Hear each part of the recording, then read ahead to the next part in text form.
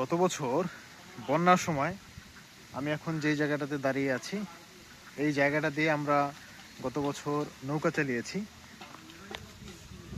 ওই যে দেখেন, বর্ষার পানি এখনো কমে নাই। গত বছর এইখান দিয়ে প্রায় কোমর সমান পানি ছিল। গত বছর আমরা এই জায়গাটা দিয়ে নৌকা চালিয়েছি।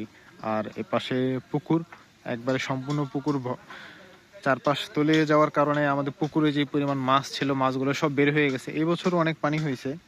তো পানি হওয়ার কারণে মোটামুটি যে মাছগুলো ছাড়া ছিল বিভিন্ন প্রজাতির, সে মাছগুলো অনেক বের হয়ে গেছে। এখন পুকুরে মাছ নাই বললেই চলে, একদমই নাই। এপাশের জমি পরিষ্কার করা হইতেছে আস্তে আস্তে, কারণ পরবর্তীতে ফসল লাগানো হবে, ধান লাগানো হবে। এই জন্য এই যে লোক দিয়ে পরিষ্কার করা হইতেছে।